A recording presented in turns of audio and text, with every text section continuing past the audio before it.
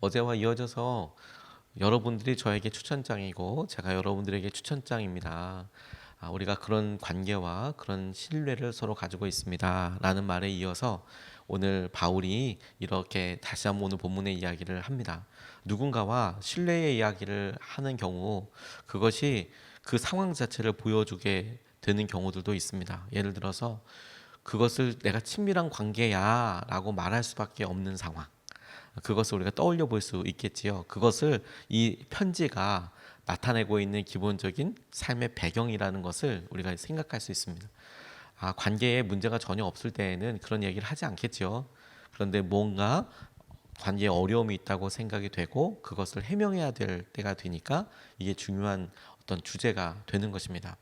오늘 바울이 꺼낸 본인에 대한 자격의 문제, 영적인 자격을 얻었다라고 이야기할 때 이 자격의 문제 역시 이 관계와 이어져서 신뢰의 관계에 이어져서 되는 중요한 이야기이고 질문이자 우리에게도 이런 질문들이 가지고 오는 굉장히 중요한 영향력이 있다고 싶습니다. 바울처럼 사람들에게 당신에게 자격이 있습니까?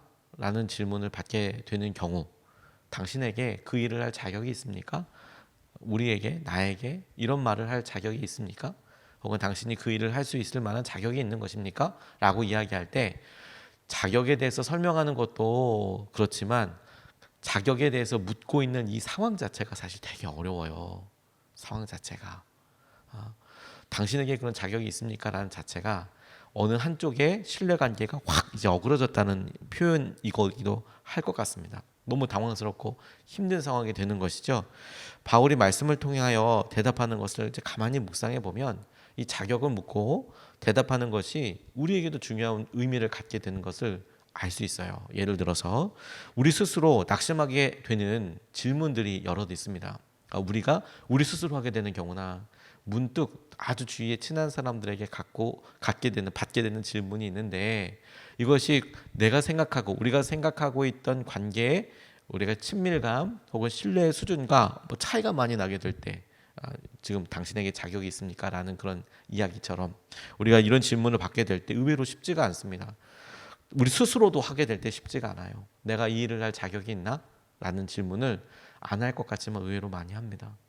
내가 어떤 일을 할 때, 내가 힘들고 어려울 때, 내 영적인 상황이 어려울 때 내가 이 일을 할 자격이 있나? 이런 질문들을 하게 되면 그 여파가 정말 만만치가 않은 거예요. 내가 엄마 자격이 있나? 내가 가장 자격이 있나? 혹은 내가 아들, 딸이 맞나? 내가 아들이 맞나? 내가 자식이 맞나? 이런 질문을 하게 될 때, 혹은 내가 속장이 맞나? 내가 속장을 하는 게 이게 주위의 사람들과 하나님께 영광을 돌리는 건가? 내가 교사를 하는 게 맞나? 이런 질문들을 우리가 이렇게 보면서 우리가 어려움에 있을 때나 혹은 우리가 연약하고 실수를 했을 때나 문득 하게 되는 이런 질문들이 의외로 이 일상적인 질문들이 대답하기 까다롭고, 그리고 그 여파와 그 영향력이 오래 가는 경우들이 있어요. 내가 이럴 자격이 있나? 라는 것이 생각보다 우리의 마음을 아주 깊이 있게 어렵게 다가오게 됩니다. 바울에게도 그 바울의 질문을 본인 스스로도 수십 번 했을 것 같고, 또 사람들에게도 했을 법한 이것에 대해서 바울이 대답하는 것을 통해서 우리도 이런 질문들 앞에 바울이 갖고 있었던 확신의 근거를 우리가 좀 같이 붙잡고 싶어요. 첫 번째로 그가 자기에게 자격을 묻는 사람들에게 자기가 확신을 가지고 이야기할 수 있는 그 확신의 근거가 바울에게는 있었어요. 오늘 4절 말씀 그리고 5절 말씀을 보면 우리는 그리스도로 말미암아 하나님께 확신을 가지고 있으므로 이런 말을 합니다. 우리가 이런 일을 할 수 있는 자격이 우리에게서 났다고 생각하지 않습니다. 우리의 자격은 하나님에게서 납니다. 라고 그렇게 이야기합니다. 움직이는 것을 목표로 삼고 기준으로 삼으면, 그리고 그것을 바라보고 걸어간다면 우리의 가는 길을 아주 많이 수정하고 또 수정해야만 될 겁니다. 우리가 바라보고 걸어가고 있는 목표와 지향점이 계속 움직이니까 그걸 따라서 우리도 움직이고 이것을 움직이고 이렇게 따라가야겠지요. 마치 하늘에서 본다면 아마 지그재그보다 더 왔다 갔다 하게 될 수도 있습니다. 위치가 바뀌니까, 기준이 바뀌니까. 그래서 우리에게 필요한 것이 영원히 흔들리지 않는 기준, 굳건한 확신의 근거가 우리에게 필요한데, 그 확실한 근거를 어디서 바울은 잡았느냐, 붙잡고 있느냐? 바울이 붙잡고 있는 확실한 근거는 예수 그리스도이십니다. 그가 다마스쿠스로 갈 때 그 가는 길에서 만났던 예수님은 그의 삶을 완전히 바꾸고, 그리고 그 순간부터 바울의 영원한 목표, 표적이 되셨어요. 나는 예수님과 함께 예수님을 따라 그렇게 가야 하는 거구나. 바로 그 주님으로 말미암아 바울은 여전히 자신의 삶에 연약함이 있었습니다. 육체적인 연약함도 있었고, 문득문득 여러 다른 서신서들이나 그리고 바울이 이야기하는 부분을 보면 그에게 여전히 연약함이 그대로 있었던 것을 보게 돼요.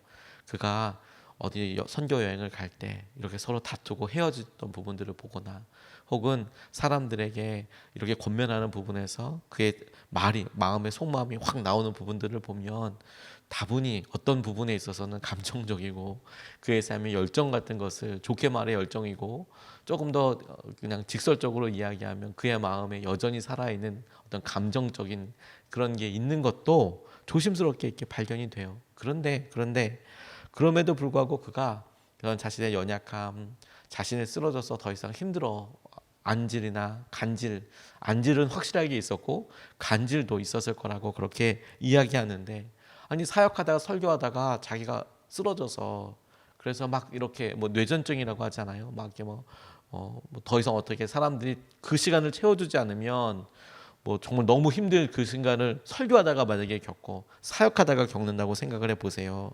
그럴 때 자기의 마음이 어떨지, 내가 설교할 자격이 있나? 내가 이것을 할 자격이 있나? 그렇게 묻게 되지 않습니까? 그런데 확신이 있었어요. 하나님께 확신이 있었어요.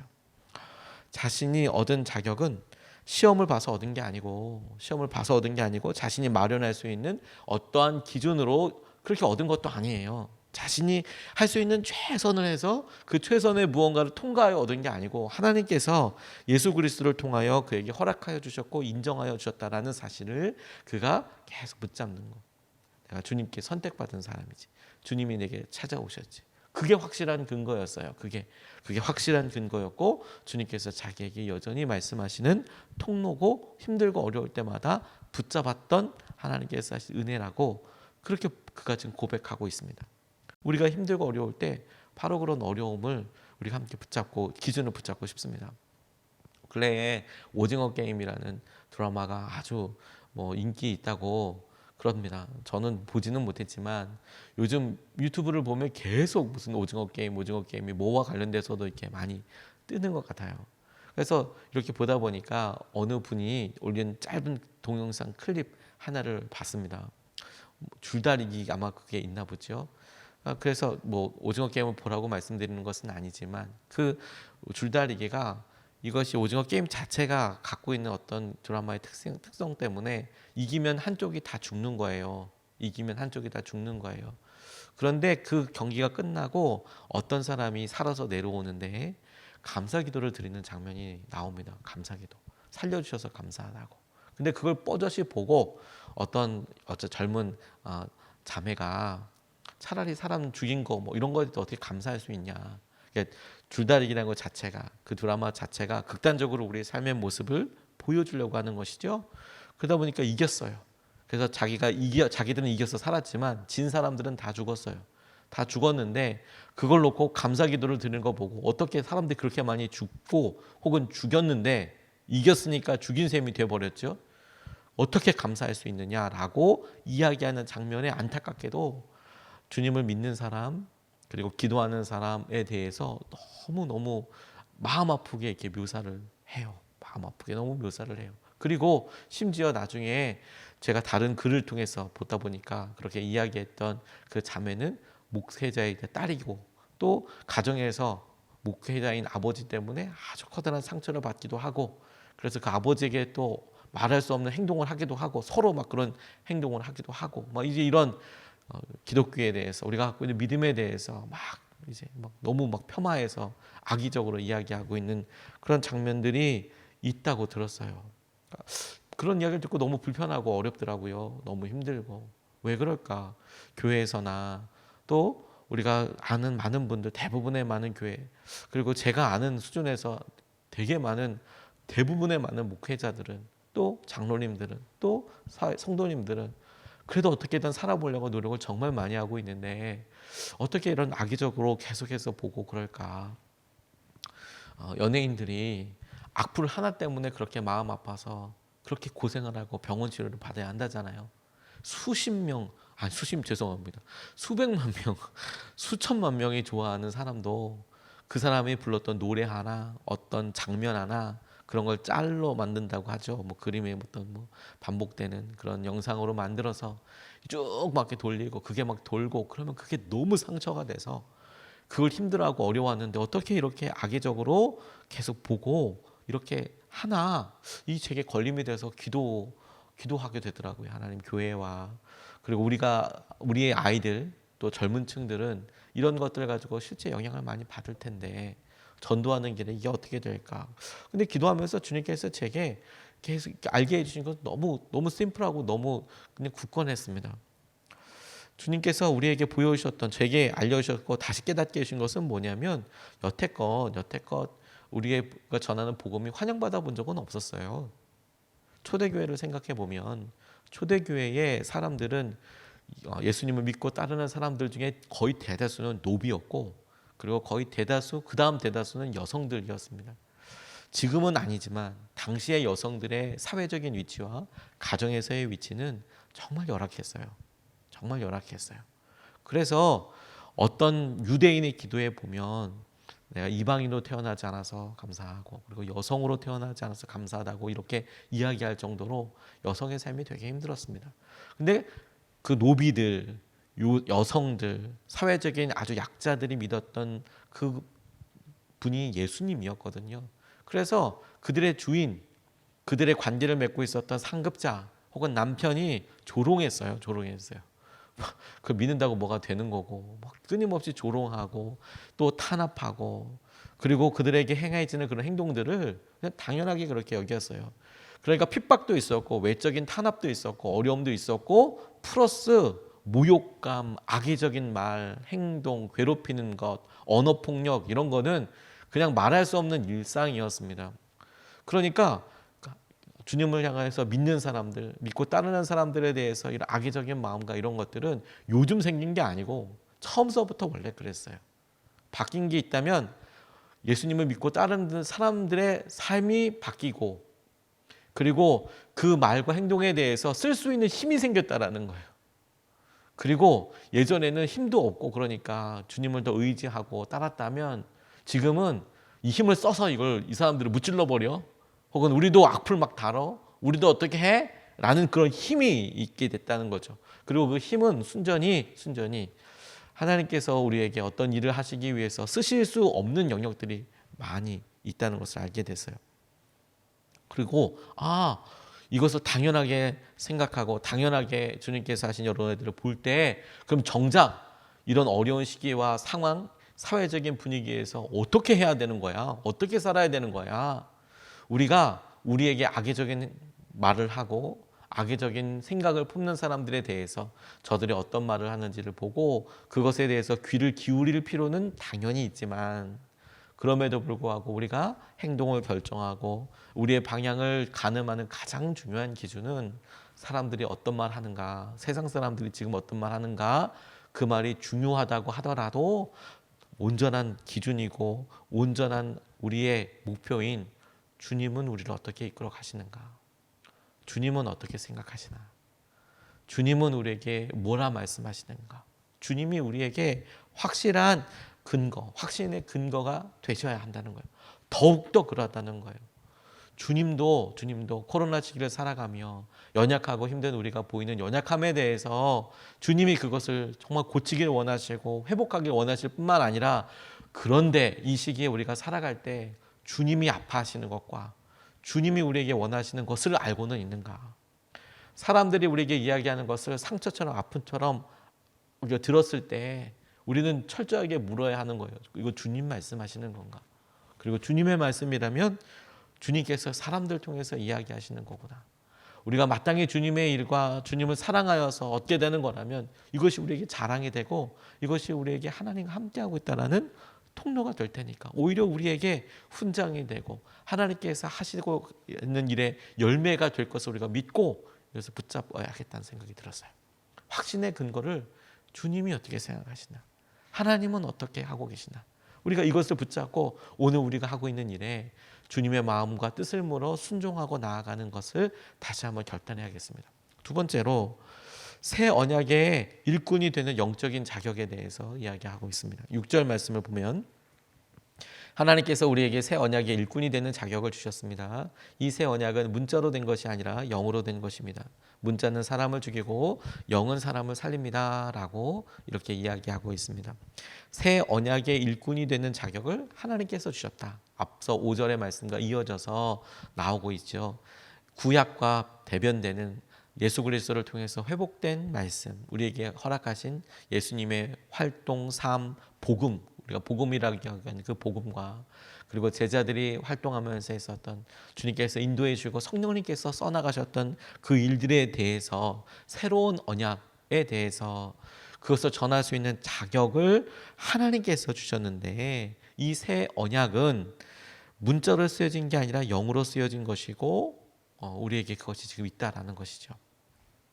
우리의 영적인 자격은 우리와 함께 하시는 예수님의 영, 성령에게서 옵니다. 영으로 쓰신 것이니까요. 우리의 자격은 성령으로 옵니다. 하나님께서 하셨다라고 이야기하며 하나님께서 하신 것에 대한 증거가 성령님께서 우리 안에 계시고 우리에게 말씀하시는 것을 통해서 알 수 있게 되죠. 주님과의 관계에서 그래서 친밀감을 회복하는 방법은 우리가 새로운 언약을 전하는 자격을 얻었다는 것에 대해서 우리가 다시 자신감과 확신할 수 있는 방법은 그 친밀감을 회복하는 방법은 우리가 아주 일상적으로 아주 가깝게는 말씀을 더욱 가까이 하고 그리고 기도하고 이 두 가지의 특징은 말씀을 많이 읽을 때 하나님께서 우리에게 말씀하시는 것이고 기도한다는 것은 우리에게 주신 말씀과 우리의 세상, 우리의 환경에 대해서 우리가 하나님께 뜻을 아를 뿐만 아니라 하나님의 뜻을 물어서 말씀하신 것과 우리와 하나님 이 상황에 대해서 우리가 적용하고 대화하는 것, 특별히 진솔한 대화를 하는 것이 기도라고 할 수 있겠고 그리고 우리 안에서 인도하시는 성령님의 말씀을 따라 순종하는 거 이게 당장 하나님께서 우리에게 영적으로 쓰신 성령께서 우리에게 이끌어 가시고 인도하실 때 우리가 회복하고 그 놀라운 은혜를 우리가 붙잡을 수 있는 아주 일상적이고 그리고 보편적이고 상식적인 영적인 기준이에요. 말씀을 우리가 더 사모하고 기도하고 그리고 순종하고 단순하게 성경 말씀에 나와 있는 대로 말씀을 보고 기도하고 그리고 순종하고 이것을 통해서 하나님께서 우리에게 확신을 우리에게 주시는 은혜를 그리고 우리에게 자격을 우리 스스로가 확증할 수 있도록 주님께서 계속해서 반복적으로 말씀하세요. 예전에 한 선교사님이 쓰신 글을 보게 되었는데 이분이 선교사로서 처음부터 헌신한 것은 아니고 아내랑 이렇게 이야기하다가 문득 그냥 선교사로 나갈까 이렇게 이야기를 하셨대요. 사모님이 당시에 이 목사님을 보기에는 똑똑하고 뭐 열심은 있어 보이지만 참 잔머리가 잘 돌아가는 뭐 그런 분이처럼 여겨졌나 봐요. 당신은 좀 더 진실해야 한다고 사모님이 오히려 목사님한테 이야기할 정도로. 그런데 이분이 군목도 갔다 오고 그리고 뭐 여러 일을 하다가 뭐 그렇게 얘기하는 중에 당신은 뭐 그렇게 하면 우리 그럼 선교사로 나갈까? 이렇게 얘기했는데 사모님이 너무 좋다고 아멘 이렇게 이야기하더래요. 선교사로 나가자고. 그래서 나가게 된 데가 어디냐면 미국으로 가게 됐는데 미국에 무슨 선교사가 필요한가 싶지만 미국에 있는 인디언 원주민들은 백인들에 대해서 마음에 상처가 있기 때문에 아무나 가서 전도를 못한대요. 특별히 백인들이 가서 전도를 하면 반발심이 대단하답니다. 그들이 원래 살고 있었던 지역에서 쫓아내서 인디언 보호구역이라는 곳으로 몰아넣었잖아요. 그렇게 몰아넣다 보니까 그 부모의 세대들이 그런 일을 경험했기 때문에 백인들에 대해서 너무너무 싫어한다는 거예요. 그리고 나라에서 지원금이 나오니까 일을 하지 않아도 그 지원금을 가지고 살다 보니 알코올 중독도 많고 그리고 뭐 그런 금지된 약물을 하기도 하고 이런 일이 너무너무 많다는 거예요. 복음이 꼭 필요한데 그런데 그 사람들이 우리같이 이제 한국 사람들처럼 유색인종들한테는 피부 색깔이 비슷하니까 마음을 연다는 겁니다. 그래서 거기에 호피라는 부족의 선교사로 이렇게 가셨어요. 이상영 목사님이라는 분이 지금은 나오셔서 한국에 나오셔서 꽤 오랫동안 사역하시다가 지금 한국에서 목회하고 계시는데 그때 당시에 있었던 글을 이렇게 편지로 이렇게 쓰셨어요. 그게 뭐냐? 자기가 한국에서 목회하다가 그래서 말도 잘 안 되고 그러는데 그 인디언 보호구역에 가서 사역을 하다 보니 뭐 좌충우돌되는 게 너무 많겠죠. 자기가 열심히 해도 말도 잘 안 통하고 뭐 그렇게 하고 또 선교사로서 차근차근 준비돼서 이렇게 나가도 그럴 텐데 이분은 그냥 한국에서 목회하는 식으로 그 선교사로서 인디언 사람들한테 그렇게 한국적인 목회를 하니까 이게 안 맞는 부분도 너무 많겠죠. 너무도 많았을 겁니다.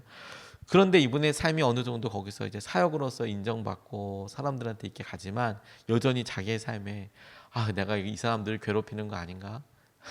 내가 조금 더 선교사로서 준비가 되고 그리고 영어가 지금보다 더 좀 준비가 되고 그랬으면 좀 나았을 텐데 근데 너무 괴롭히는 거 아닌가 이런 자격에 대한 문제가 생기는데 결정타가 항상 있었대요. 결정타가 뭐냐? 사역이 안정되고 나니까 단기 선교 팀이 오는데 단기 선교 팀이 미국 전역에서 오는데 한인 교회들에서 이렇게 많이 온대요. 이제 미국을 같이 이제 전도하자. 근데 미국 안에서도 거의 인디언 보호 구역들이 여럿 있는데 이런 데는 마치 미자립 종족처럼 미전도 종족처럼 복음이 들어가지 않으니까 그러니까 미국 내에서 국내 단기 선교를 하는 거죠. 우리로서는 해외 단기 선교지만 미국에서는 국내 단기 선교이고 그래서 사람들이 오더라는 거예요. 근데 와서 단기팀 이렇게 보면 그분들 중에서는 꼭 돌아가서 목사님 그렇게 하면 안 됩니다. 그러면서 이제 막 구구절절히 편지를 보내시는 분들이 있대요. 목사님 이건 이렇게 하셔야 되고 교회 양적은 이렇게 하셔야 되고 이건 이렇게 하셔야 됩니다. 그렇게 하면 안 됩니다. 그렇게 하면 교회가 성장하지 않고 뭐 어떻고 목사님 그러시면 안 됩니다. 라고 본인의 연약함과 이런 것들을 한 주, 두 주 경험해 본 다음에 아주 신랄한 편지로 악플 같은 거죠. 이렇게 보내신다는 거예요. 열심과 열정을 가지고 보내시는 거죠. 그러면 그게 너무 마음에 좌절이 되는 거죠. 가만히 냅둬도 본인이 그렇게 생각하는데 또 본인이 그렇다고 또 얘기하면 너무너무 힘든 거죠. 거기서 간신히 버티고 있는데 기도하는데 낙심이 너무 되더래요. 낙심이.